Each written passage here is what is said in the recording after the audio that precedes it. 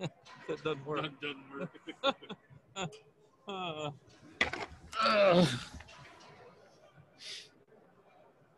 Hey, Coach. Hey, Mark. Morning. Morning. Everybody ready? Thanks for joining us. Please go ahead when you're ready. Great. It's been a strange week with the different schedule, but the players have handled it very, very well. Had a great practice today. They're very spirited and focused, and maybe in some way getting out there on Monday while they were sore after a difficult game. Tuesday being off was better for them this week as they move forward. Duke's got a really good running game. We haven't stopped the run well. They've got very good special teams. We haven't been very good. We haven't been consistent. Their front seven is really good. The two ends are as good as we'll play. And the secondary is much improved over last year. Their team, to me, is very much like a situation we had with Virginia and Florida State. They're better teams than their record. And if Duke hadn't turned the ball over so many times, their record would be much, much better. So we've got our hands full, and we got to play good on Saturday to have a chance to win. Questions? All right, group, if you have a question, please use the raise hand function. Today's first question will come from Jacob Turner. Hey, Mac, you've mentioned before, during the season, you can kind of tell if your team's prepared kind of midweek.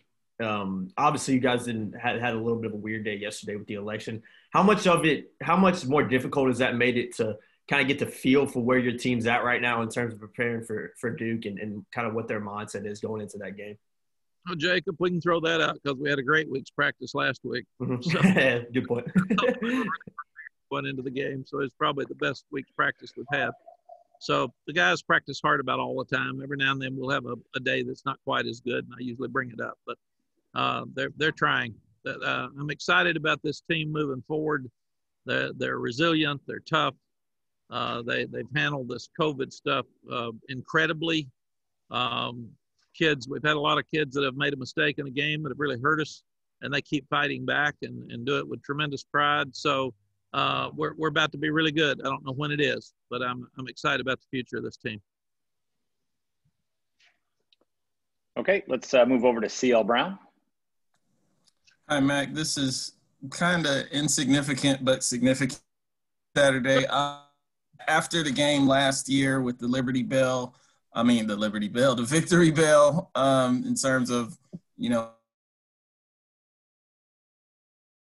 I was wondering, is there any change to how that's going to be handled this year? Like, will it be somebody bring it to behind a goalpost or something so there wouldn't be any interaction between the teams if it changes hands?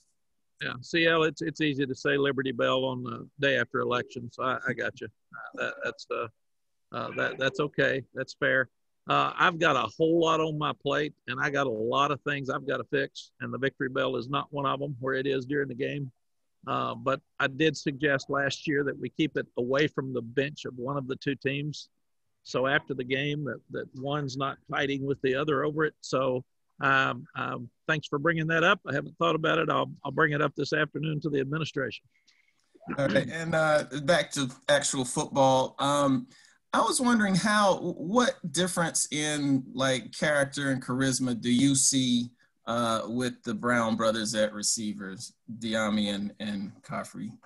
Yeah, we're lucky we've got the Fox brothers and the Brown brothers, and that's it, isn't it, Jeremy? We only have two sets, I think.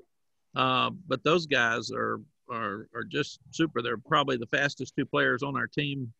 They make dynamic plays. They work really hard. They're great young people.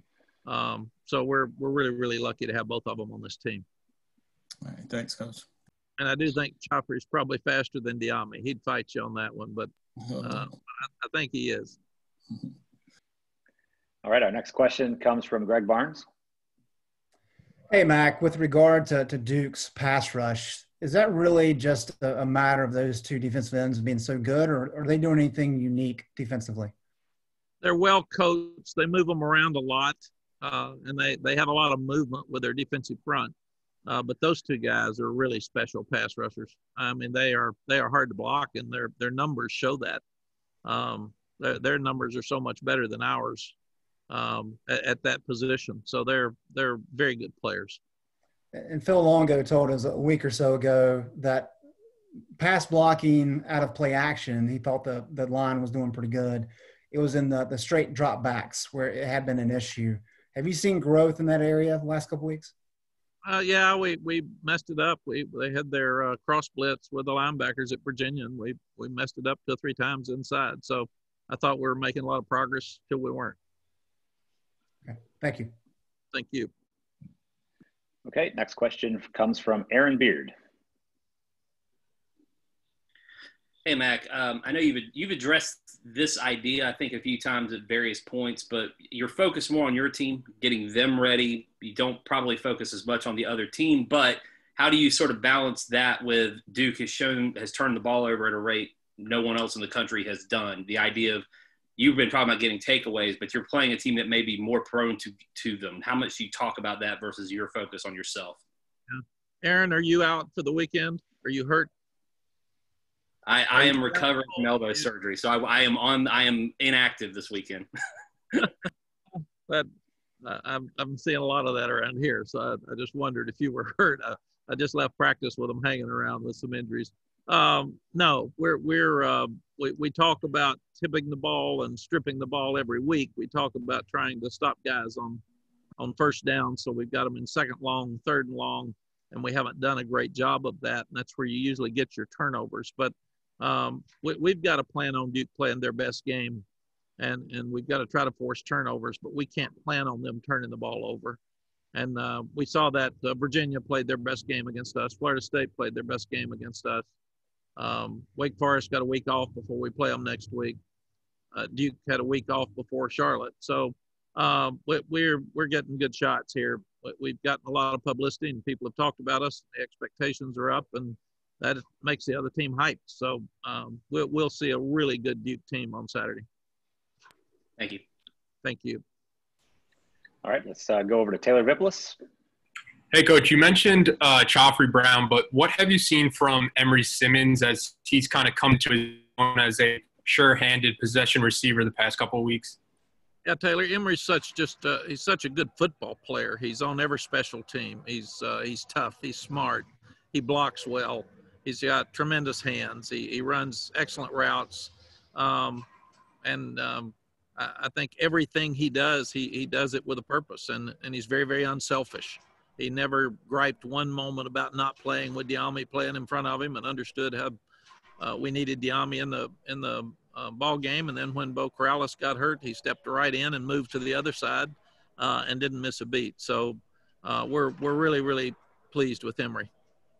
Now, that's something that Emery mentioned, just being able to stay patient, that like next man up mentality. Is there anything that you guys have to do as a staff to kind of remind the younger guys that there might be people in front of you, but you have to stay ready?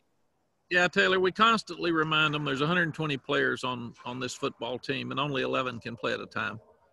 And you've got to earn your right to play. And when you get in there, you got to play good. And it's, you all have asked me a few times, but 100%, we're trying to balance playing a lot of the young, really talented guys and still having a chance to win the game, because our future is great, but we need to win, and winning is very important. So we're continuing to push ourselves to do that. And with Emery, he deserved to get more playing time before, but it's hard to take Diami out of the game because he's got a chance to score every time he touches it. So our players are smart. They're really good people. We've told them all that if you don't like your playing time, play better and build trust with your coach. And then in the end of the year, if you don't want to stay and you don't think the coach is giving you a fair shake, come talk to us and we'll help you go somewhere else if that's what you want to do. So that's just we're very, very honest and direct with them about playing time. Thank you. Thank you. Okay, our next question comes from Ross Martin. Hey, Mac, this question's from Gregory Hall, whose microphone is not working, but he wants to ask about penalties and how you've addressed them this week and, the situation with having a lot of penalties that cost your team against Virginia. Yeah, we actually had fewer, I think, at Virginia than we've had in any other game. The ones that we had were really bad. I think we had 6. I don't have it sitting here in front of me, but Is that correct? And we had one unsportsmanlike. We had one holding and one late hit that or hitting on the pile, whatever they called it. And those are things you just have to handle.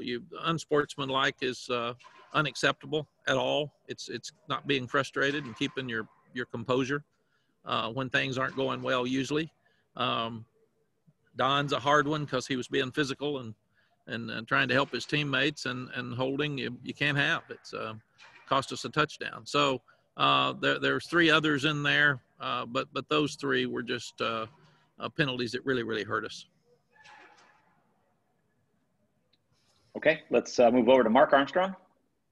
Mac, David Cutcliffe yesterday characterized this as the grocery store rivalry because you see your friends and neighbors, I suppose, I guess is where he's going. What do you think personifies what this specific rivalry is about? Mark, with us, the state, Wake, and Duke, we have a lot of players from the state of North Carolina, and they have to live here when they get through, or get to live here, let's say, when they get through. And rivalries are about your fans and your boosters and families. And a lot of these families are split when you start looking at these 3 or 4 schools. And you do, David's right. You see them at church. You see them in the grocery store. You see them at work. And it's bragging rights for your fans and your family. And these don't go away.